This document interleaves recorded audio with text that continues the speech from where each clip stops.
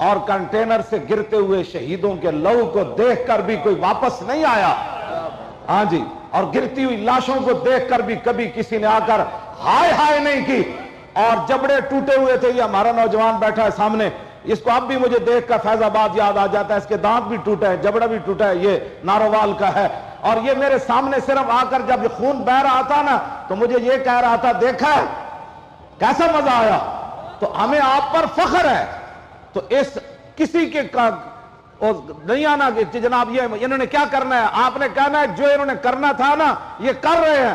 جس دن ہمیں پتہ چلے گا نا یہ دو نمبری کر رہے ہیں, تو اللہ تعالیٰ تاریخ لبیک یا رسول لبیک کے ساتھ تو محبت نہیں نا ختم ہو سکتی, قیادت کے ساتھ اور اس مشن جماعت کے ساتھ آپ کی محبت اس دن ختم ہو جائے گی.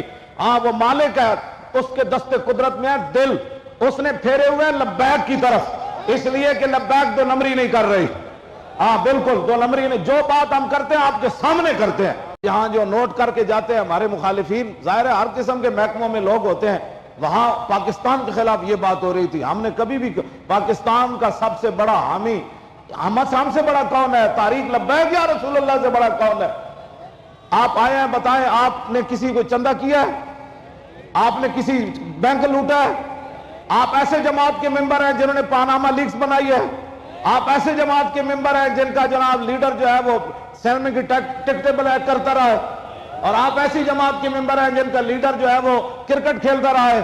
آپ تو ایسی جماعت کے اندر ہیں جن کے اندر مفتی بھی ہے, قاضی بھی ہے, اور جن کے اندر حافظ بھی ہیں, قاری بھی ہے, شیخ الحدیث بھی ہے, اور ایک ایک رکعت میں پورا قرآن زبانی پڑھنے والے لوگ ہیں. آپ تو ایسی جماعت کے ممبر ہیں.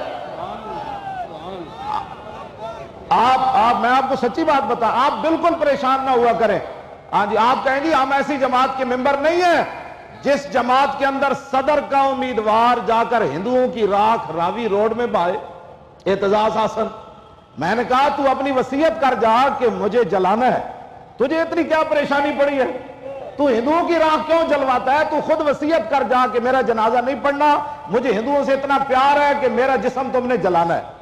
پھر اپنے بیٹوں کو کہہ جا, اپنی جماعت زرداری کو کہنا تو میری راکھ بہانے کے لیے دریائے سندھ میں لے جا. تم اتنے بے باک ہو گئے ہو, اور دین کے ساتھ تم اتنا مذاق کر رہے ہو, اور ہم جب دین کی بات کریں تو فوراً کہہ دیتے ہو یہ دہشت گرد ہے. دہشت گرد تو وہ ہیں جنہوں نے ملک کے اندر جلاؤ گراؤ کیا.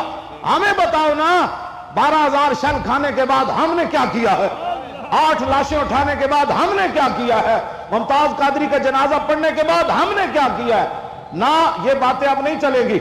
ہم بالکل واضح پیغام دے رہے ہیں. ہم نے کسی یہاں لڑائی کیوں کرنی ہے جی, لڑائی نہیں ہم نے کرنی. جو پاکستان اور اسلام کے خلاف ہوگا ہم اس کو کہیں گے بھائی یہ ملک تو بنا ہے اسلام کے لیے, اس ملک کے لیے قربانیاں تو دی ہمارے بزرگوں نے, اس ملک کو بنانے کے لیے لاکھوں مسلمان بچیوں نے قربانیاں دی, اور ہمارے بزرگوں کی گردنیں کٹی.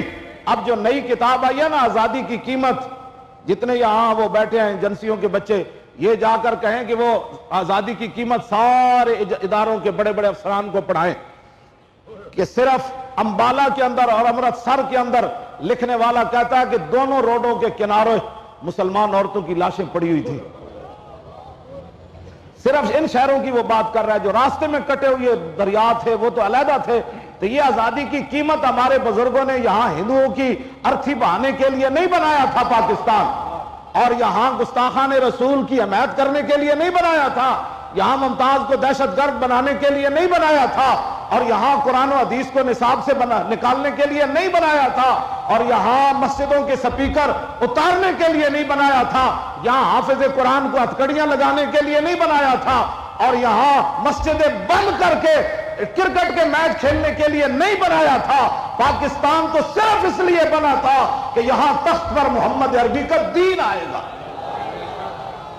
ہاں بالکل. یہ اور جو ہوئے تم دوست جس کے, اور جناب دوسری کتاب خون مسلم ارزاں ہے پاکستان کی کہانی, یہ سارے پڑھے.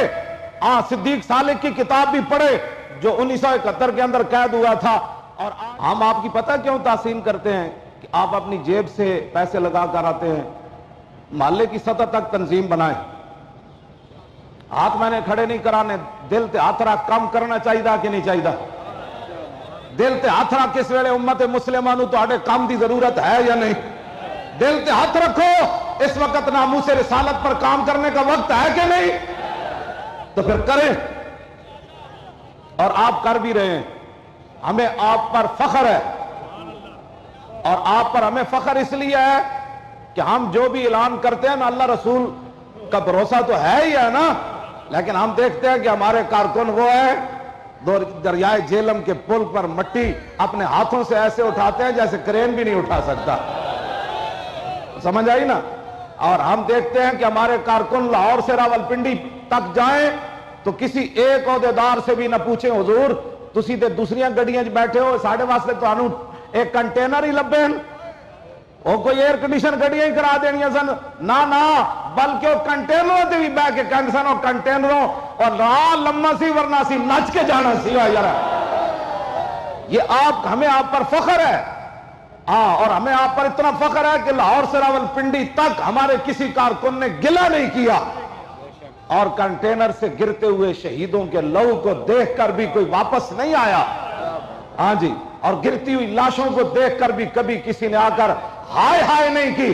और जबड़े टूटे हुए थे, ये हमारा नौजवान बैठा है सामने, इसको अब भी मुझे देखकर फैजाबाद याद आ जाता है, इसके दांत भी टूटे हैं, जबड़ा भी टूटा है, ये नारोवाल का है। और ये मेरे सामने सिर्फ आकर जब ये खून बह रहा था ना, तो मुझे ये कह रहा था, देखा है कैसा मजा आया। तो हमें आप पर फख्र है। तो इस किसी के नहीं आना कि जनाब ये इन्होंने क्या करना है, आपने कहना है जो इन्होंने करना था ना ये कर रहे हैं। जिस दिन हमें पता चलेगा ना ये 2 नंबरी कर रहे हैं, तो अल्लाह ताला तारीख लब्बैक या रसूल, लब्बैक के साथ तो मोहब्बत नहीं ना खत्म हो सकती, क़यादत के साथ और इस मिशन जमात के साथ आपकी मोहब्बत उस दिन खत्म हो जाएगी। हाँ, वो मालिक है, उसके दस्ते कुदरत में है दिल, उसने फेरे हुए लब्बैक की तरफ, इसलिए कि लब्बैक 2 नंबरी नहीं कर रही। हाँ बिल्कुल, 2 नंबरी नहीं। जो बात हम करते हैं आपके सामने करते हैं। आज जो मुज़ाकरात करके आए डॉक्टर साहब, इन्होंने सारा कुछ बताया कि हमने ये बात की, और हम भी इनको कह करके बता कर भेजते हैं ये बात करनी है।